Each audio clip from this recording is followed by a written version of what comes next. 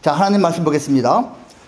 창세기 제9장이고요. 18절부터 23절까지 말씀을 제가 먼저 읽고 그 다음 여러분 읽으시고 교대로 읽기로 하겠습니다. 방주에서 나온 노아의 아들들은 셈과 함과 야벳이며 함은 가나안의 아버지라. 노아의 이 세 아들로부터 사람들이 온 땅에 퍼진지라. 노아가 농사를 시작하여 포도나무를 심었더니 포도주를 마시고 취하여 그 장막 안에서 벌거벗은지라. 가나안의 아버지 함이 그의 아버지의 하체를 보고 밖으로 나가서 그의 두 형제에게 알림해 셈과 야벳이 옷을 가져다가 자기들의 어깨에 메고 뒷걸음쳐 들어가서 그들의 아버지 하체를 덮었으며 그들이 얼굴을 돌이키고 그들의 아버지 하체를 보지 아니하였더라. 아멘. 예, 오늘 먼저 6분짜리 영화 클립을 볼 것인데요.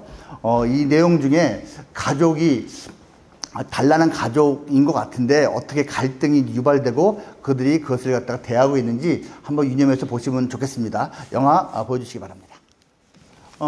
포스 마저라는 영화이고요. 이제 가족 영화입니다. 그리고 유쾌하게 끝납니다. 이제 코미디라고 분류가 되어 있더라고요. 이제 9년 전에 나왔는데 내용은 여러분 여기 있는 게 뭐 거의 모든 걸 보여주고 있습니다.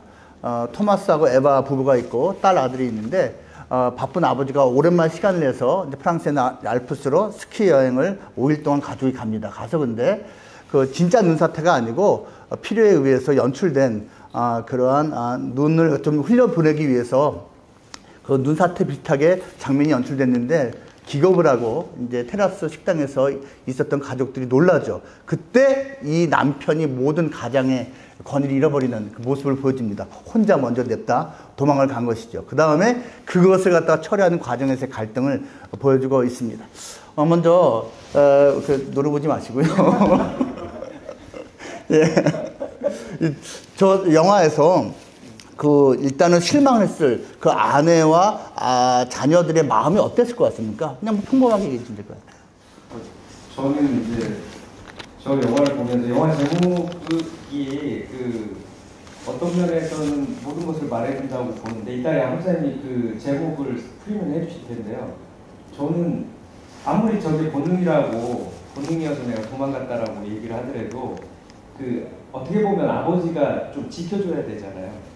우리를 지켜준다라는 믿음이 있을 때 어떤 일이 일어났을 때 안심을 하고 마음의 안정감을 느끼고 뒷배가 있다고 생각하고 살아갈 수 있는데 그 뒤가 없다고 생각하니까 얼마나 좀 헛헛했을까 마음이. 허무함, 헛헛함 이런 게 느껴졌을 것 같아요. 아내나 아이들이. 헛헛함으로 표현하셨는데 목사님 또 어떻게 표현하시겠습니까? 일단은 그 포스 마주어가 프랑스어인데요. 불가항력적인 힘이라는 뜻입니다. 전혀 생각하지도 못했던 그 저항할 수 없는 힘이 갑자기 닥쳤을 때 그때 이제 본능으로 반응을 하는데 일단은 아버지로서는 되게 쪽팔렸을 것 같아요. 아내와 딸과 아들을 지켰어야 되는데 그 자리를 혼자 냈다. 핸드폰과 장갑을 가지고 튀었거든요. 그러니까 그 부분에서는 아빠로서 되게 쪽팔렸고 아이들 보기가 아내 보기가 눈을 못 마주쳤을 것 같습니다. 또 반면에 아내는 엄청 마음이 상했을 것 같습니다.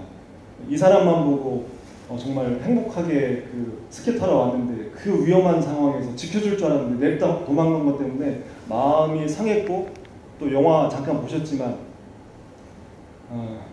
거짓말 하잖아요. 자기 도망가지 않았다고. 거기에 더 열받았을 것 같아요. 막 분노가 치밀어 올랐을 것 같고요. 영화 속에서 잠깐 보였으니까 딸과 아들이 침대에서 막 이렇게 막 울고 있는 거예요. 그러니까 엄마 아빠가 불안해하고 서로 이제 격앙되고 거리가 생기니까 그 아이들이 되게 불안해하고 걱정하고. 대사는 안 나왔는데 전 다 봤거든요. 스키 타러 가는데 셋째 날, 저 사건은 둘째 날 벌어진 거고 셋째 날 아내가 나 당신과 스키 못 하겠다, 혼자 타러 가겠다, 혼자 가고 이 아빠 토마스가 아들 딸 데리고 이제 스키를 타러 가는데 아들이 곤돌라를 타야 되는데 잘 안 타려고 하는 거예요. 막 저항하고 그랬더니 야 아들아 왜 그래 했더니 네 본심을 얘기해봐 그랬더니 아들이 한참 있다가 엄마 아빠가 싸워서 이혼할 것 같아서 너무 두려워요. 한마디 딱 던지고 이제 곤돌라를 타거든요. 그러니까 아이들이 되게 불안한 거예요. 아빠는 쪽팔리고 아내는 분노, 아들 딸은 두려움. 그렇죠. 감정 느꼈을 것 골고루 잘 표현해 주신 것 같고요. 그럼 목사님이 생각하실 때는 네. 이 남편 아버지의 좀 부족한 아니 많이 부족한 모습이 보이는데 또 다른 측면으로 한번 얘기를 해주시겠어요? 저는 이게 어떻게 다가섰어야 되나 싶긴 하지만 저는 왜 심리학에 그런 얘기가 있는데 어떤 걸 잘못해놓고 자기 죄책감을 덜려고 이제 없었던 일처럼 하려고 하는 게 이제 취소라고 하는 거예요. 뭐냐면 이런 거죠. 아이를 때렸어요. 화가 나서. 그랬는데 미안하니까 선물을 사준다던가. 또 노벨이 왜 그런 거 있지 않습니까? 노벨이 다이너마이트를 개발해서 돈을 많이 벌었잖아요. 그러니까 그거를 취소하려고 이제 사회적 기여를 한다고 노벨상을 만든다든가 이런 걸 이제 취소라고 하는데 이 사람이 이제 했던 행동이 이걸 이제 뭐라고 할까요? 만회하고 싶은 마음이 계속 컸던 것 같아요. 그래서 이러한 저러한 방식으로 일어난 일을 취소하려다 보니까 이게 더 뭔가 꼬이고 안 되는 거죠. 죄책감을 덜려고 하는 거. 그 행동이 이 사람을 자꾸 미궁 속으로 빠뜨려 가는 게 아닌가 이런 생각도 좀 했습니다. 네, 중요한 거 다 말씀해 주신 것 같고요. 이제 제가 좀 약간 또 다른 측면에서 하나 말씀을 드리면 이미 벌어진 일을 잘못한 건데 그를 처음에 인정하지 않으니까 발생되는 후속적인 문제가 계속 나오는 거예요. 그러니까 이미 쪼잔한 모습의 극치를 보였는데 그 쪼잔함이 더 강화되고 있는 모습이 나타나는 게 좀 안타까운 거예요. 계속해서 이제 아내는 그래도 대화를 통해서 풀려고 하고 그 남편이 인정하는 모습을 좀 보고 싶었던 것 같은데 이 남편은 계속 관점 차이라는 표현을 영화 내내 쓰더라고요. 해석이 다른 거야. 벌어진 일에 대해서 이런 식으로 그럴듯하게 말하지만 이미 수용이 안 되는 상황이 되어 있는 것이죠. 그래서 그러한 것들 첫 단추부터 너무 잘못 끼웠던 대응이 아니었나라는 생각도 해봅니다. 그렇다면 이 시점에서 혹시 목사님은 전 남편의 모습이나 혹시 또 아내의 모습에 같이 그런 좀 쉽지 않은 실제 나의 상황을 한번 이렇게 생각해 보시고 그런 일이 있었는지 한번 좀 나눠주시면 고마울 것 같은데요. 나도 사실 저런 비슷한 걸 경험했다. 너무 많아서 뭘 얘기할지 모르겠는데요. 최근에 아주 따끈따끈한 이야기입니다. 지난주에 있었던 불강력적인 사건 아니었고요. 화장실에 보면 실리콘 처리된 부분에 물기가 끼니까 곰팡이가 생긴 거예요. 그러니까 보기가 안 좋았죠.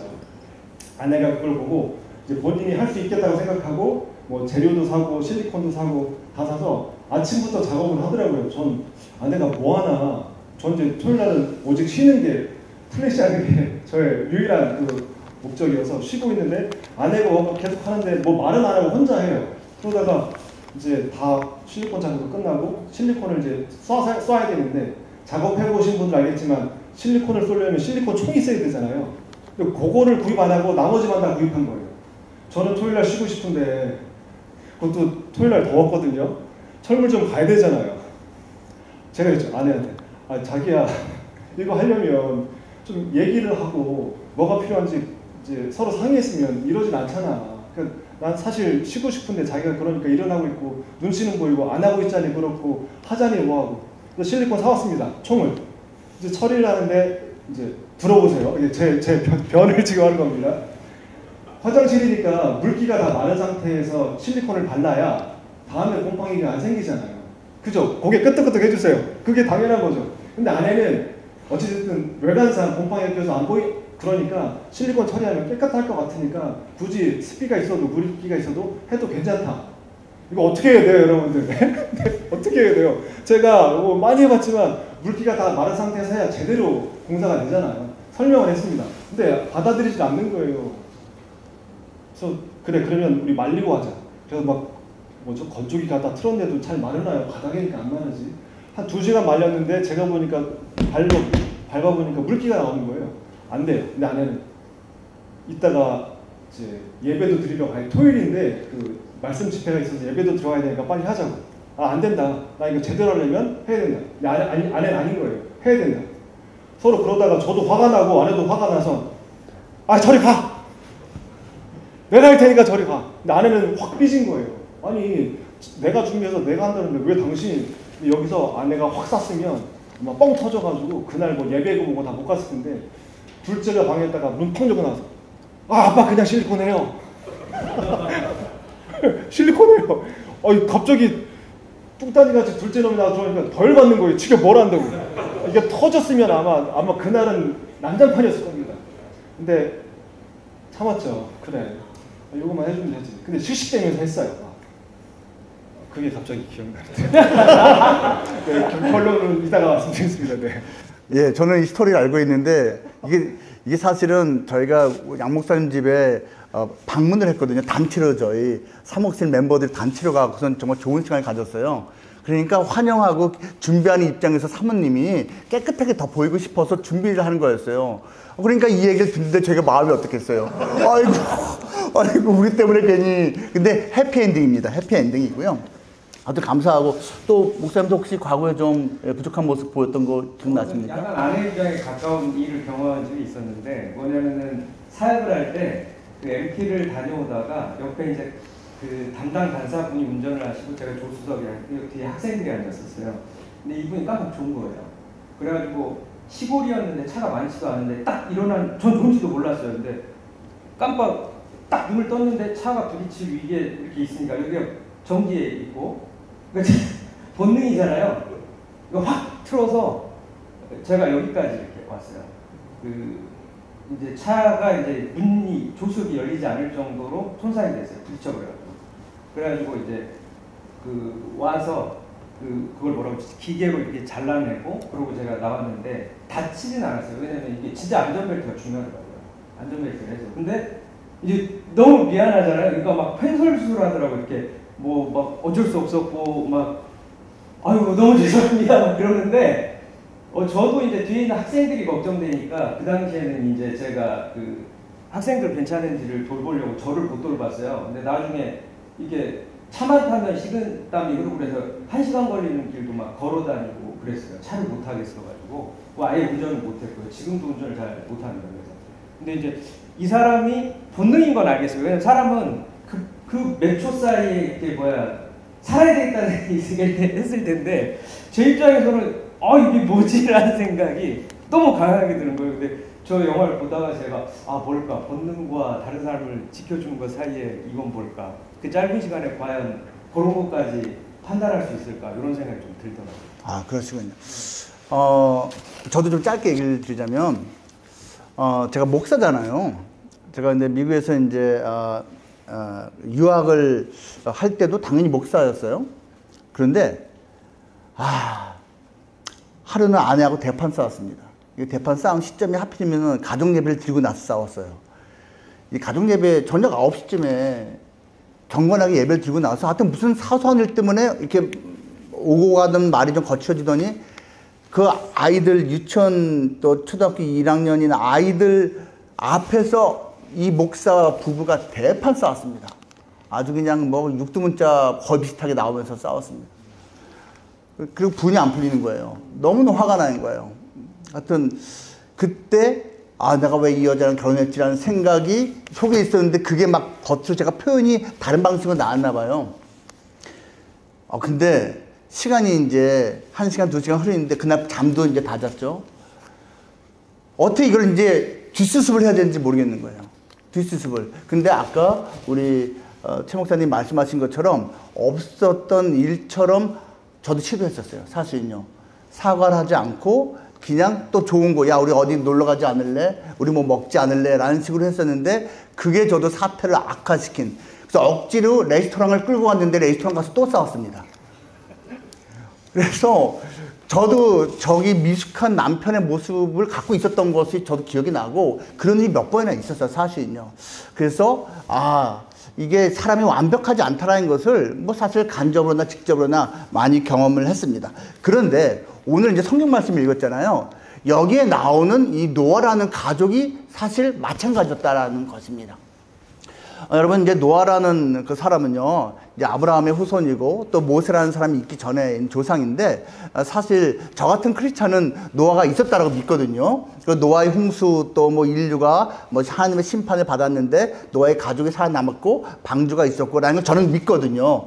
자, 그 스토리에서 이 가족이 살아남았어요. 이제 큰 홍수 중에 살아남았는데 이 노아가 포도 농사를 짓고 포도주를 만들어서 먹고 술이 약했는지 그냥 뻗은 거예요.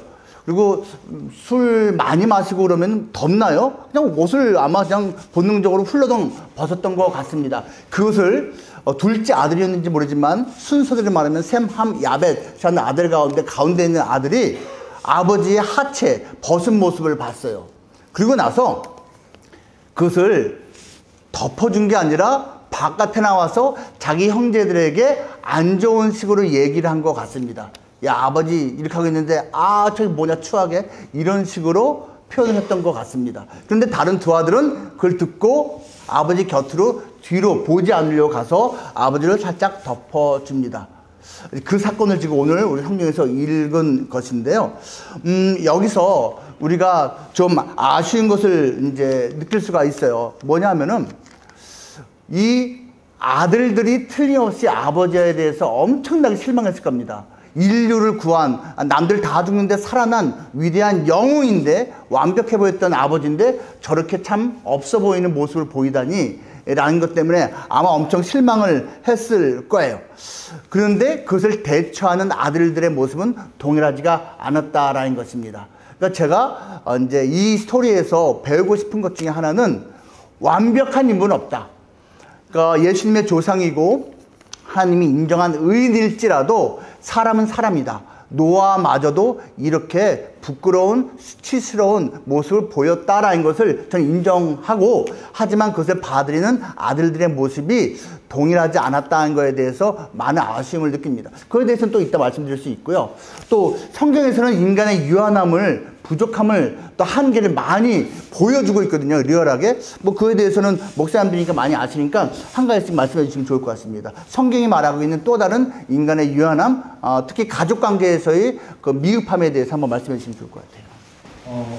성경에 보면 맨 앞에 있는 게 창세기인데 거기에 최초의 가정이 나옵니다. 여러분들 잘 아시는 아담과 하와.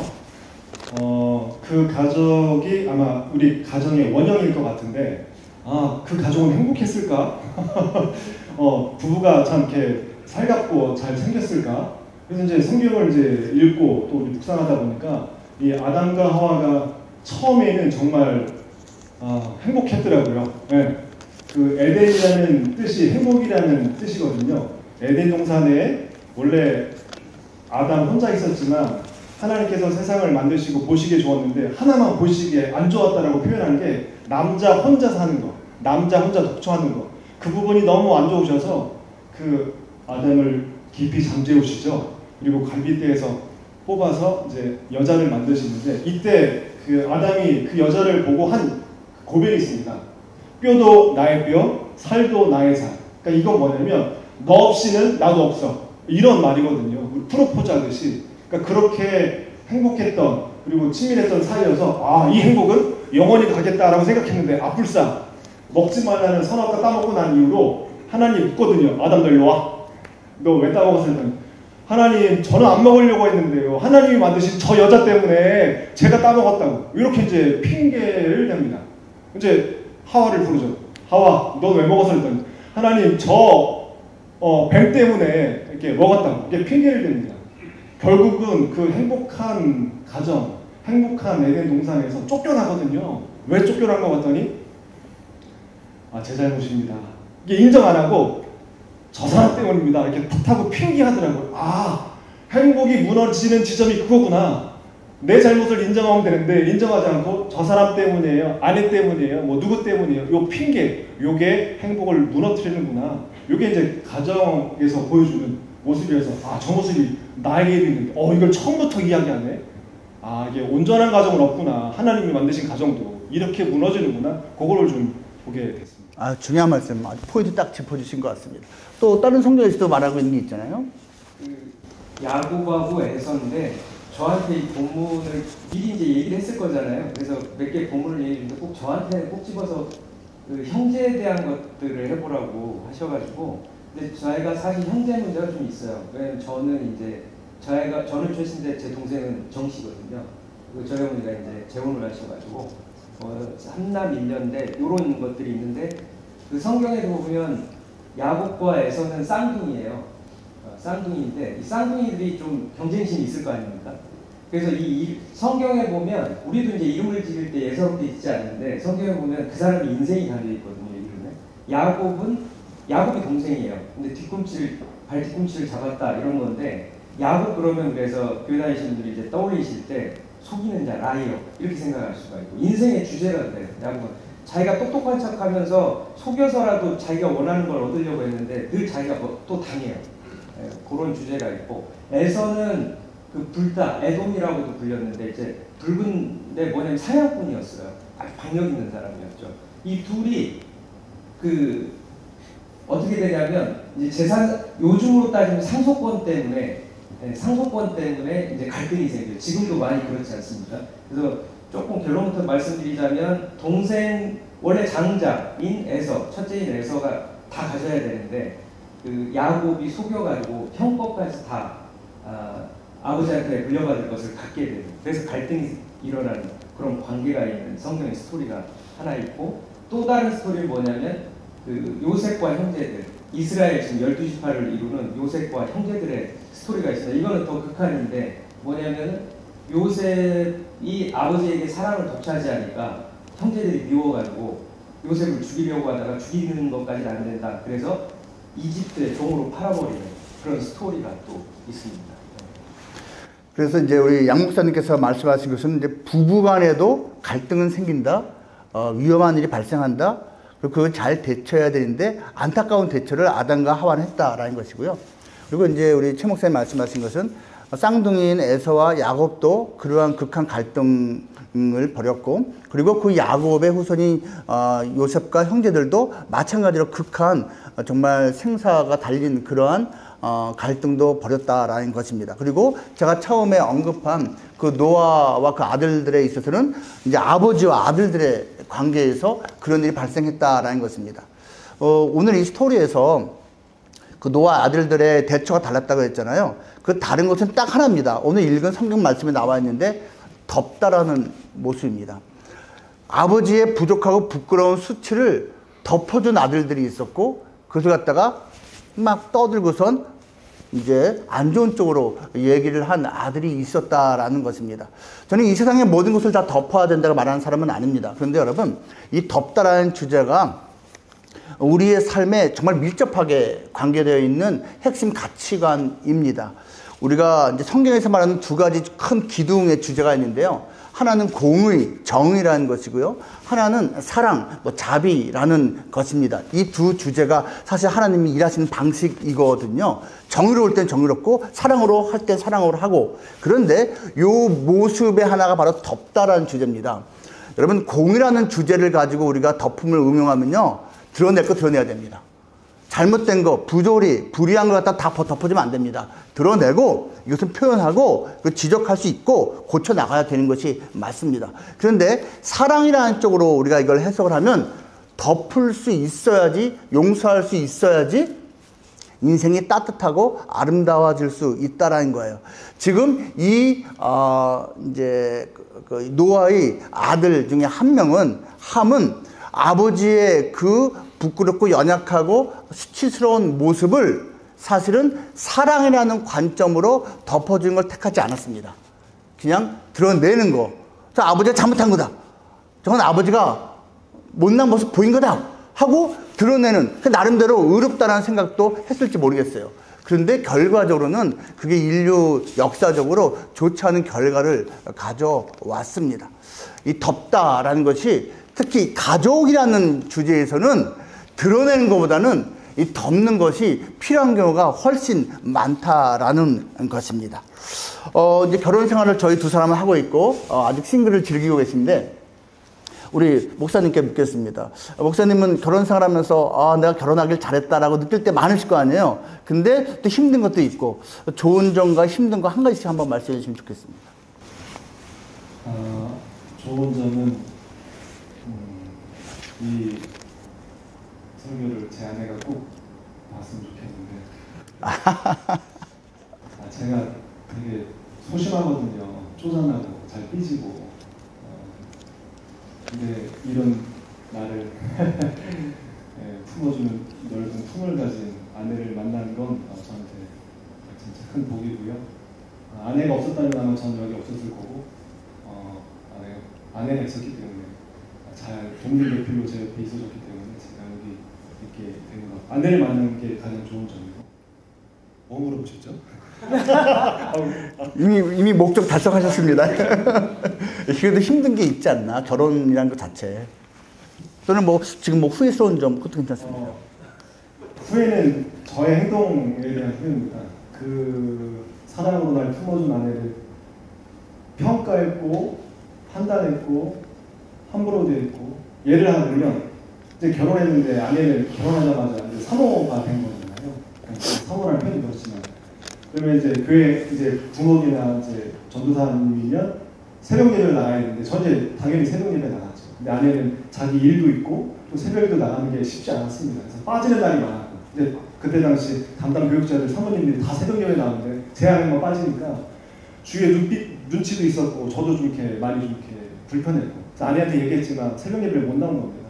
근데 제가 그때 바리새인의 정신이 확 이제 들었는지 새벽에 혼자 일어났는데 하도 얘기를 하고 피곤하니까 못 일어나니까 제 아내 이렇게 막 발로 차서라도 깨워서 데려가니까 실제 차진 않았습니다. 차진 않았습니다.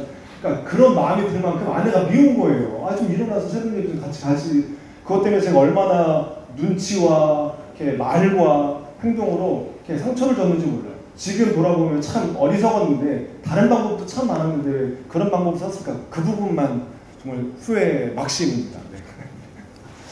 네. 예, 저도 하나 좀 고백을 하자면요. 저는 완전 워커홀릭이었습니다. 교회 담임 목사님 좋아했습니다. 열심히 교회에서 진짜 충성했거든요. 제가 어느 정도 워커홀릭이었냐면, 제가 신학교를 다니면서 전도사 생활을 풀로 완전히 했는데요. 여러분, 전도사가 새벽마다 나가는 게 쉽지 않습니다. 제가 그걸 다 했습니다. 그리고 예배를 한 번도 빠진 적이 없고, 주말이건 주중이건 그냥 교회에서 맡은 일 정말 오버해서 했고요. 심지어는 제가 3년 동안 전도사 생활하면서 사례비를 집으로 한 번도 안 가져갔습니다. 제가 11조를 교회에 내고요. 나머지는 다 제가 맡은 부서에 그 외국인 근로자들, 그 무슬림, 힌두교, 그 부디스트 출신의 그들에게 밥 사주고, 그들 전도하고, 그들 병원비 대주고 하는데 몽땅 다 썼습니다. 100% 다 썼습니다. 저는 그게 충성이라고 생각했고, 하나님께 칭찬받을 거라 생각했기 때문에 거리낌 없이 그렇게 했는데, 집에 한 푼도 안 가져온 거에 대해서는 전혀 죄책감이 없었습니다. 그걸 아내가 진짜 오래 참아줬습니다. 아내가 정말 이를 악물고 참아준 건데, 저는 그래서 깨닫는데 시간이 좀 많이 걸렸습니다. 그리고 그 이후에도 사실은 지나치게 일에 빠져서 지냈는데요. 제가 그 나중에 회개하고 아내 앞에서 정말 용서를 무릎 꿇고 빌 정도로 그런 좀 심한 시간을 보냈습니다. 이게 정말 제가 결혼하고 또 목회하면서 너무너무 어리석은 모습을 보였다라는 후회스러운 일이고요. 가정을 제대로 돌보지 않았으니까요. 아이들 커가는 모습이 제 머릿속에 많이 남아있지 않거든요. 얼마나 많이 후회인지 모릅니다. 그런데 제가 잘한 거 하나가 있습니다. 제가 잘못했다는 걸 깨달았을 때 진심으로 회개했습니다. 진심으로 아내 앞에 용서를 빌었고, 아이들 앞에도 제가 무릎을 꿇었습니다. 정말 잘못했다는 것을 진짜 깨달았을 때 철저하게 제가 인정하고 눈물을 흘리고, 그리고 정말 그 위에 그 고치기 위해서 정말 애를 많이 썼습니다. 그래서 이미 벌어진 일은 어쩔 수 없는데 그것을 인정하고 수습하려고 애를 쓰는 모습을 몇 년 동안 보면서 아내가 용서를 하더라고요.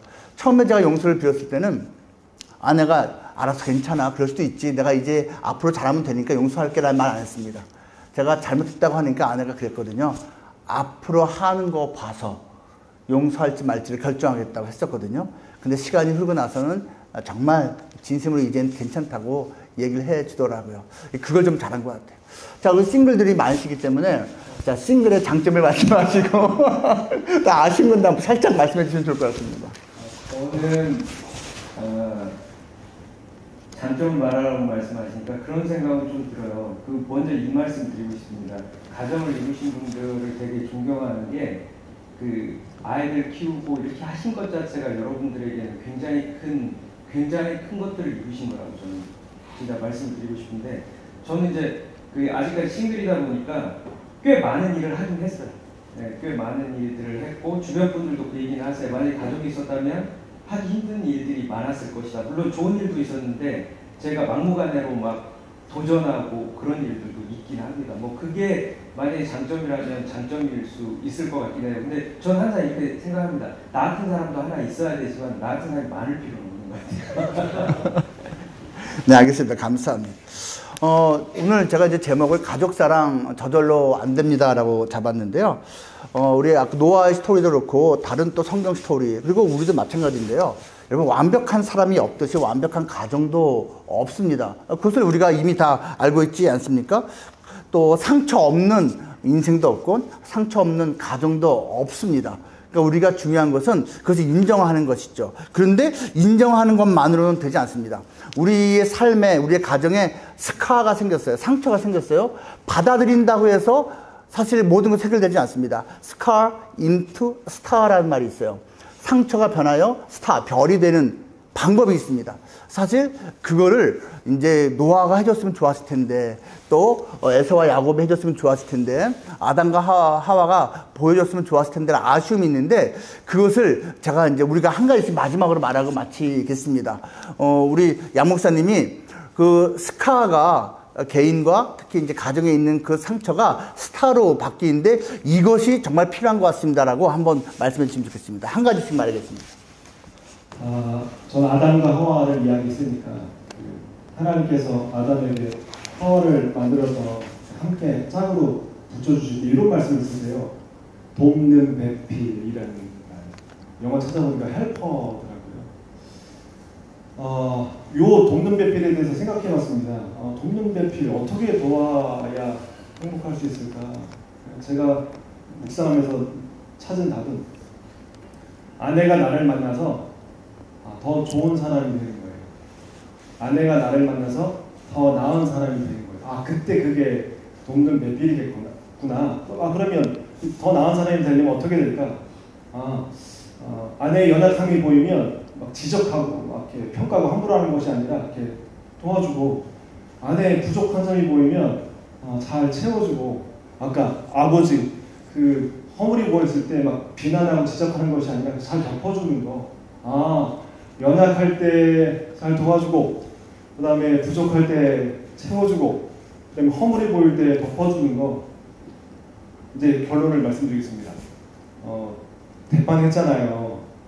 근데 대판하고 아내가 그러더라고요. 그날 저녁에 김기성 목사님 이제 말씀해 주시는 시간이 있어서 7시 반에 가기로 했는데 어쨌든 마무리하고 마음은 불편하지만 갔습니다. 가서 앉아있는데 이제 김기성 목사님 말씀에 기독교인이 뭔 줄 아냐고. 기독교인은 누군가에게 디딜 땅이 되어주는 거.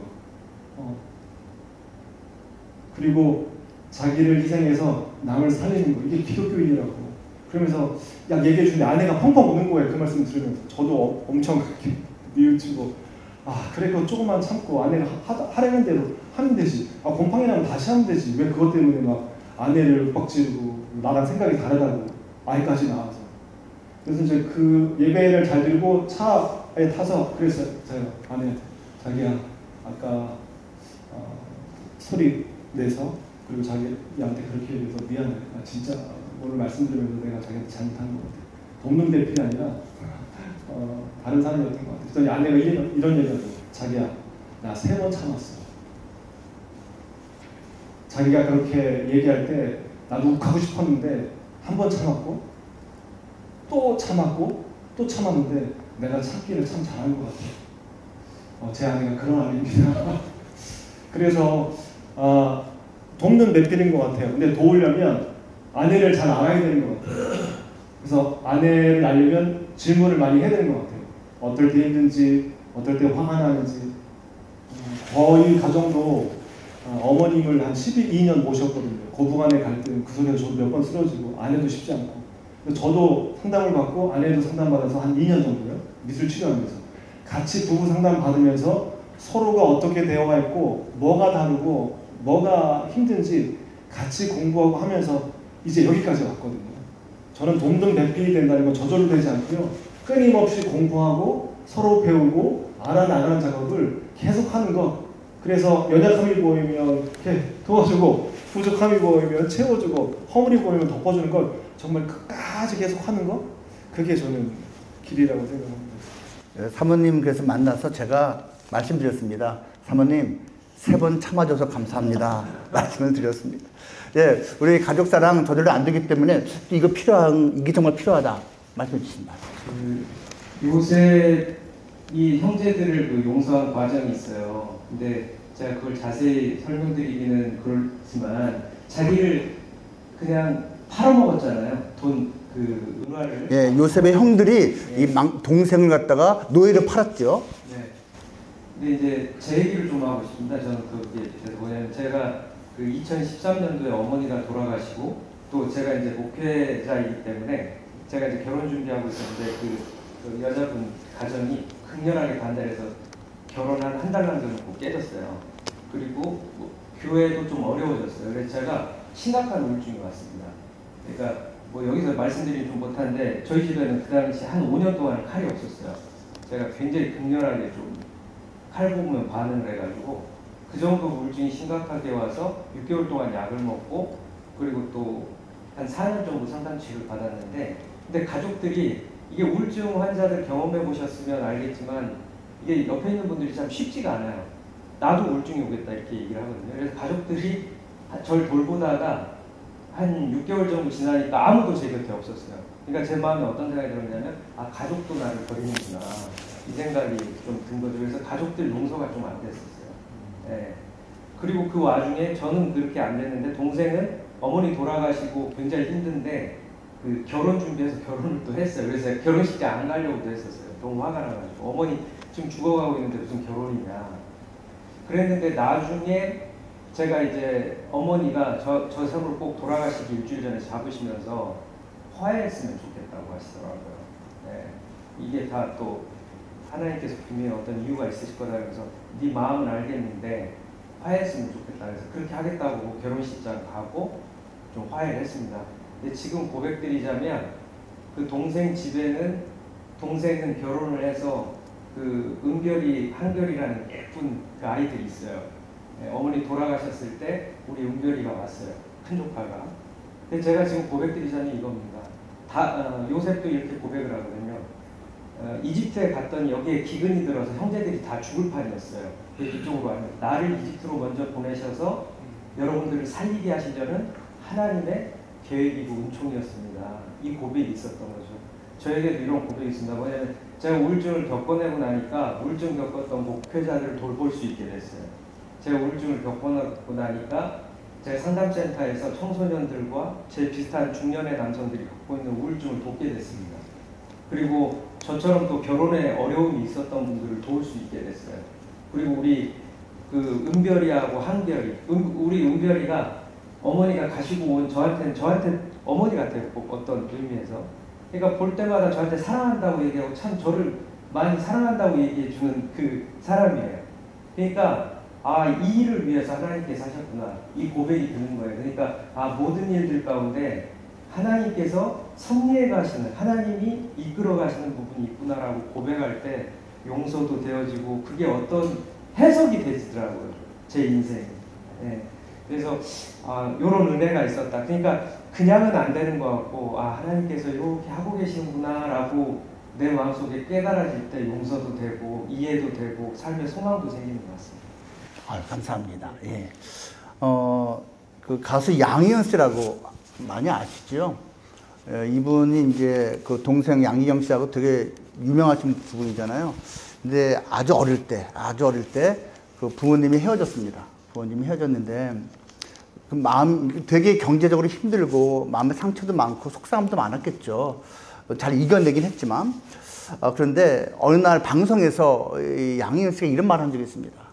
그때 우리 아버지 어머니가 우리가 어렸을 때 헤어진 이유가 아버지가 외도를 했었는데 그 외도한 것을 이제 인정하고 아버지가 용서를 구했는데 어머니가 단호하게 끊고 절대로 얼굴도 안 봤다.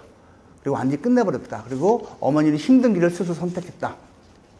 라고 얘기를 하는 거예요. 그러면서 이 얘기를 하는 거예요. 지금 내 나이 60이 훨씬 넘은 지금 보니까 당연히 어머니 마음 이해가 되는데 근데 아쉽다. 그때 그 큰 잘못을 저질렀던 아버지 겨우 30살이었다.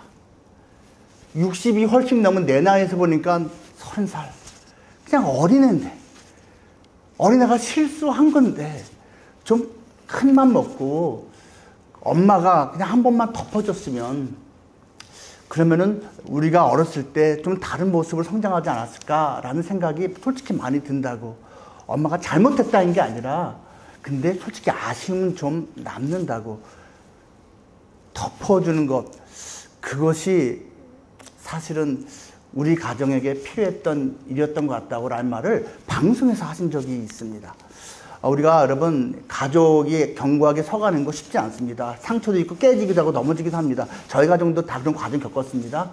그런데 우리가 서로 간에 덮어주는, 그리고 이제 기독교적으로 말하면 그 은혜를 베풀 때 가정다워지고 또 우리가 하나님이 예비하신 그 귀한 선물을 누릴 수 있는 것 같습니다. 아무튼 오늘 이제 노아의 스토리부터 시작해서 우리 개인 삶도 좀 나누면서 말씀을 드렸는데요. 여러분의 가정이 더 아름다워지기 바라고, 뭐 부부 간에, 부모 자식 간에, 또 결혼 안 하신 부모님도 계시니까 형제 간에 정말 더 아름답고 한층 더 행복한 모습을 살아갈 수 있는 여러분 되시기를 이번 5월 마지막 날쯤에 되어서 저희가 당부를 드리고 또 축복을 드립니다. 자, 기도하고 마치겠습니다. 하나님 아버지 감사합니다. 하나님이 사랑하시는 우리 벽산의 가족들이 함께 모여서 우리 가족 사랑이라는 주제로 또 이렇게 몇 가지 대담하는 설교를 한번 준비해 보았습니다. 미흡한 모습은 있겠지만 하나님 정말 하나님께서 주고자 하시는 귀한 그 선물 메시지가 있다면 우리 직원들의 마음에 한 가지라도 잘 새겨지게 해주시고요. 우리 가족 사랑이 저절로 그냥 쉽게 되는 것이 아니라는 것 다 인정하고 있으니까 하나님의 도움 받아서 하나님의 은혜를 우리가 먼저 받아서 그 은혜를 흘려보내며 실천하며 살아갈 수 있는 우리 모두가 되게 주옵소서. 우리 벽산 가족들 새 힘 주시고요. 만만치 않은 순간 보내고 있는데 이겨낼 수 있는 용기와 지혜 부어 주옵소서. 예수님 이름으로 기도합니다. 아멘.